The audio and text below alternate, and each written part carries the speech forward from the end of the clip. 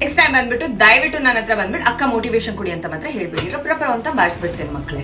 ಏನಕ್ಕೆ ಅಂದ್ರೆ ನನಗೆ ಯಾವತ್ತು ಯಾರು ಮೋಟಿವೇಶನ್ ಕೊಡ್ಲಿಲ್ಲ ಕಣ್ರು. ಸೊ ನಿಮ್ಮ ದಾರಿ ನೀವ್ ಹುಡುಕೋಬೇಕು. ನಾನ್ ಜಸ್ಟ್ ಬಂದ್ಬಿಟ್ಟು ಹೇಳ್ತೀನಿ ದಟ್ ಇದ್ ಮಾಡಿ ಇದ್ ಮಾಡ್ಬೇಡಿ ಅಂತ, ಬಿಕಾಸ್ ನನ್ನ ಲೈಫಲ್ಲಿ ಅದನ್ನು ಕೂಡ ನಂಗೆ ಹೇಳಿರ್ಲಿಲ್ಲ. 12th ನಾನು ಫೇಲ್ ಆದಾಗ ನನ್ನ ರಿಲೇಟಿವ್ಸ್ ಗಳ ಮಾತು, ನಮ್ಮ ಅಪ್ಪ ಅಮ್ಮನ ಫ್ರೆಂಡ್ಸ್ ಗಳ ಮಾತುಗಳು ಹೆಂಗಿತ್ತು ಅಂದ್ರೆ, ಇವಳು ಹಾಳಾದ್ಲು, ಇವಳಿನೇನು ಮಾಡಕ್ಕಾಗಲ್ಲ, ಇವಳ್ದು ಮುಗೀತು, ಸೈನ್ಸ್ ಏನು ಕೊಡ್ಸಿದ್ರು, ಇವಳು ನಿಜ ಇದ್ದಾಳ, ಓಡೋಗ್ತಾಳೆ, ಈ ತರ ಮಾತುಗಳು. ಏನಕ್ಕೆ? Just because I failed in an exam. ನನ್ನ ಲೈಫ್ನ ಡಿಸೈಡ್ ಮಾಡ್ಬಿಟ್ರು ಜನಗಳು. And I was 18. ಇವತ್ತು ಐ ಆಮ್ 25 ಅಂಡ್ ಅದೇ ಜನ ನನ್ನ ಮುಂದೆ ಬಂದ್ಬಿಟ್ಟು ಅದನ್ನೇ ಮಾತಾಡಿ ಅಂದ್ರೆ ತಲೆ ಬಗ್ಸ್ ನಿಂತ್ಕೊಳ್ತಾರೆ. ಏನಕ್ಕೆ?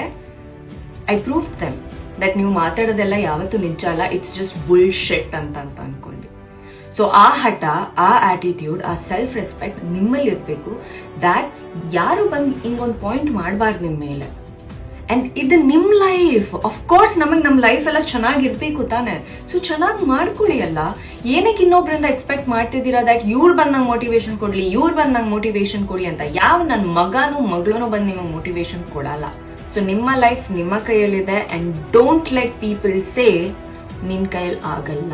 ಹಂಗಂತಿದಾರಂದ್ರೆ ಮಾಡಿ ತೋರಿಸಿ.